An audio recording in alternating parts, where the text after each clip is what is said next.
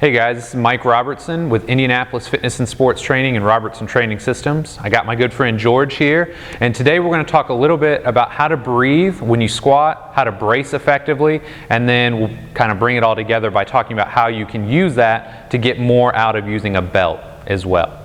So one of the big things that people have issues with when they squat, they don't really know where to put their core, where to put their lower back. So what I want to do is kind of break this down for you from an anatomical perspective, and then we'll show you guys exactly how to take this in the gym and use it. So George, could you just give me a profile here real quick? Most of the time when people squat, you'll see them hear things like arch hard or big chest. And George, if you could go ahead and do that, just kind of give. As soon as he goes into this position, you've got to imagine you've got your diaphragm on the top of your rib cage here, and you've got your pelvic floor underneath. And in a perfect world, you want those two facing each other. So if you can imagine, as soon as George goes into that position, now his diaphragm is facing forward, his pelvic floor is open. They're both in this what they would call scissored posture. So he loses pressure through his core and through his abdomen. The bottom line is, best case scenario, he's not going to squat as much. Worst case, he's going to end up injured.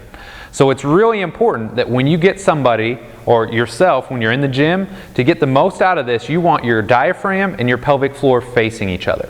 So here's how I cue it and coach it with my clients and my athletes. George, what I want you to do, give me a breath in through the nose, and then exhale through the mouth. And you guys should see his rib cage come down, his lower ribs, right? And as you guys can imagine, now we've got more this position, his diaphragm, pelvic floor facing each other. Now I don't want him to squat here, I just want him to keep this rib position. From here, George, take another breath in through the nose. And when he does that, he takes that big breath in through the nose. Do it again one more time. Hold this, keep the ribs down, now take a breath in. And he should get a 3D expansion to the front, to the sides, and to the back. And that's what's really important. Your core isn't just the front. If he takes a big breath in when he's extended, he's going to push a bunch of air to the front and he's going to compress the hell out of the backside. So when you're set up and when you've got these two facing each other, big breath in, 3D expansion, that is the starting point. Alright guys, so we showed you how we pressurize or how we try and stabilize the core without a belt. In all honesty, once we put a belt on George, nothing should change. George, could you face that way for me for just a second? So one of the cues I like to use to teach somebody how to breathe effectively, I'll come in behind them and ask them to take that big breath in and exhale hard.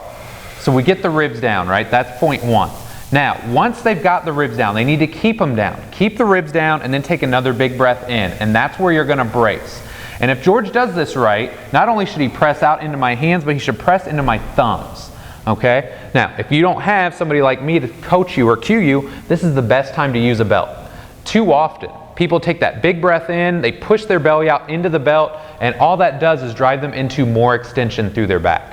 So when you set up in this fashion, the belt works as a great piece of feedback. It's great kinesthetic awareness, because now when you do it right, you're not just getting pressure in the front of the belt, you're getting pressure to the front, the sides, and the back. You've got that 3D core control or core stability. You've got this pressurized system. That's going to allow you to move the most weight and stay healthy as long as you want to lift.